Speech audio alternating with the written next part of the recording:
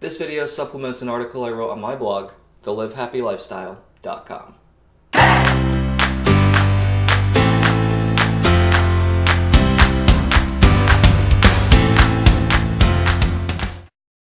Does the idea of being happy seem difficult to you? It's not always easy to be happy, but living a happy lifestyle doesn't have to be an out-of-reach goal or some temporary state of mind. In this video, I'm going to go over 7 supreme methods to boost your mood and elevate your happiness. Number 1, practice gratitude. Every day, there's a bunch of research released on a myriad of topics, one of which is the effect of gratitude on our mental state. According to science, gratitude is one of the most effective ways to boost your mood, get rid of depression, and combat anxiety. Have you ever noticed that some of the happiest people say thank you and they always count their blessings? Some super talented people over at Berkeley discovered some incredible things when they were researching the topic of gratitude. Gratitude unshackles us from toxic emotions and holds lasting effects on the brain.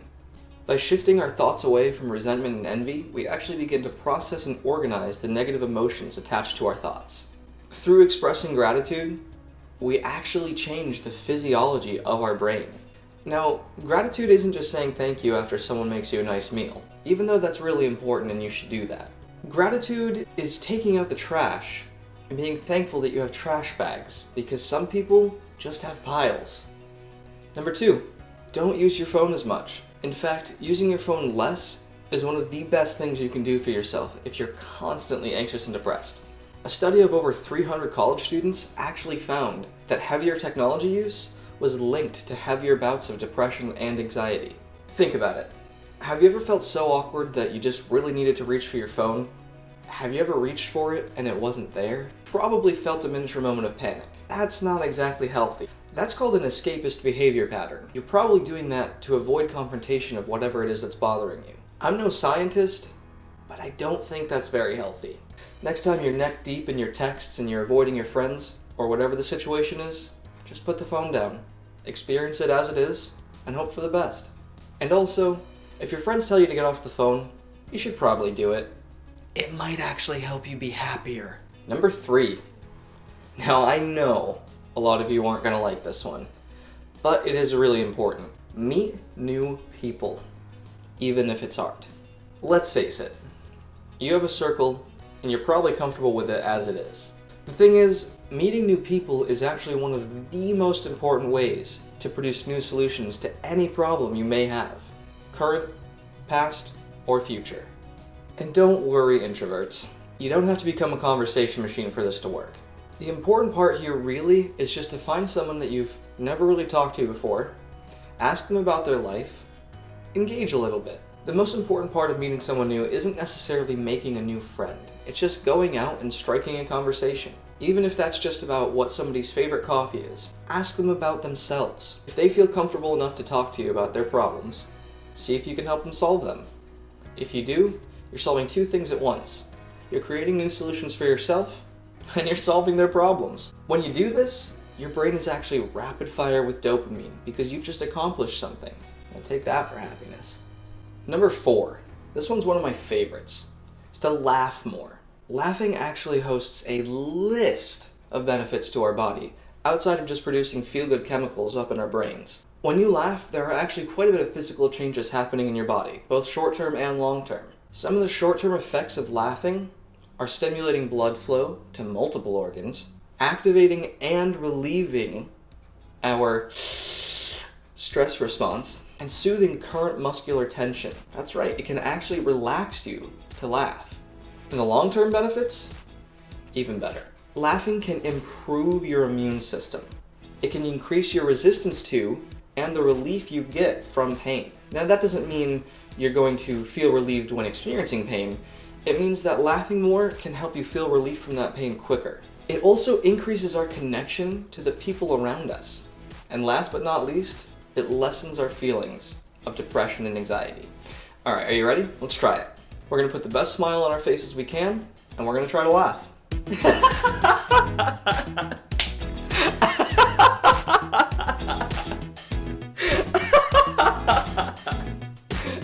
Oh God.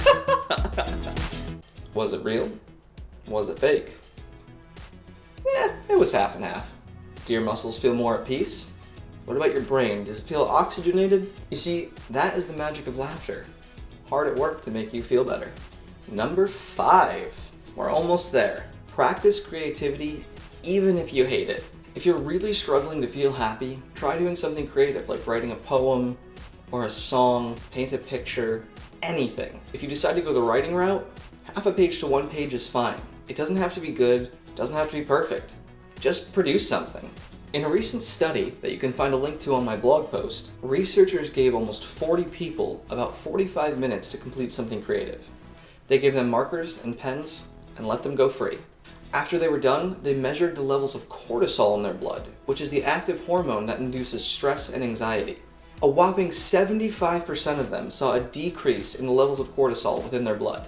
You see, creative stimulation is less about what you actually produce and more about the journey of getting there.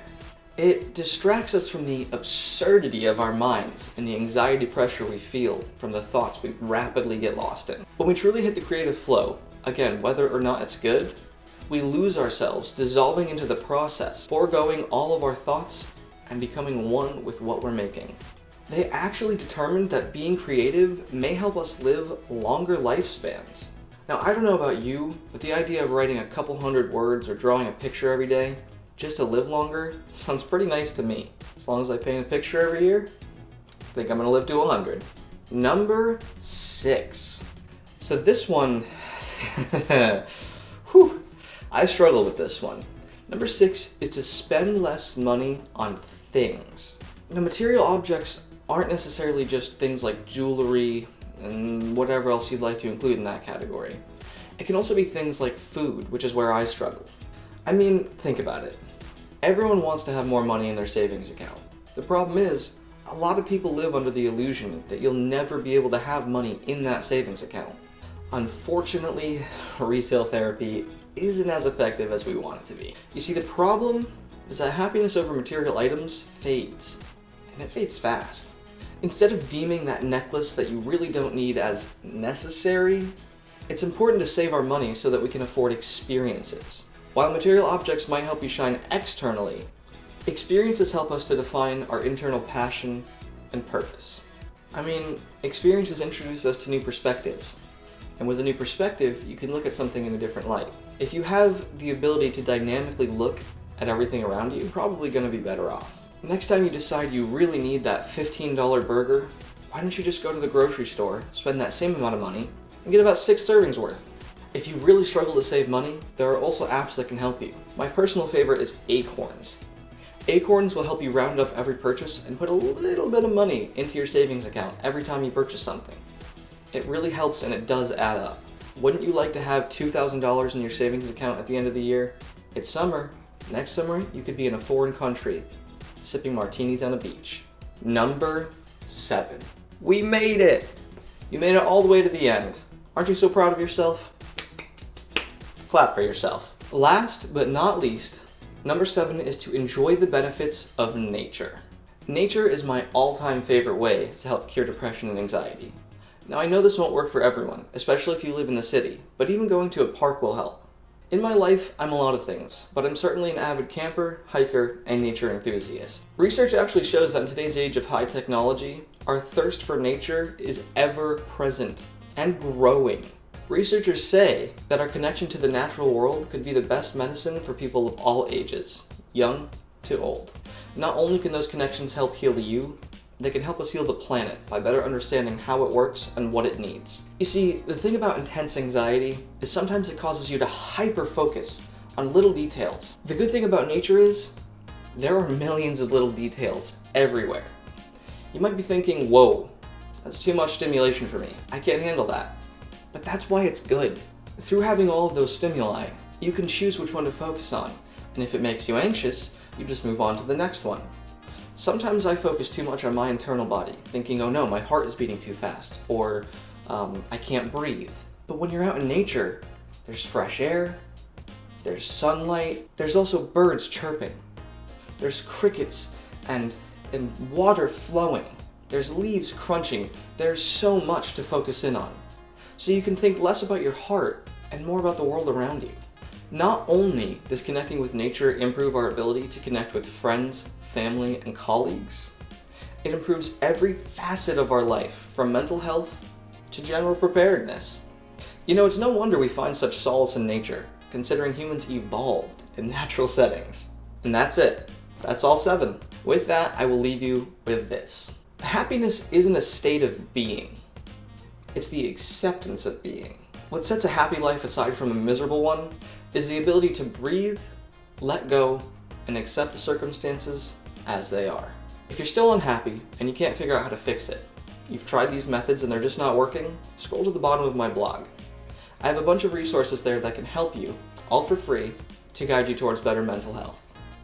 My name is Devin Wood, founder of thelivehappylifestyle.com. Do you have a burning question? Just want to know my opinion on something? Leave a comment below, and maybe you'll even see it answered.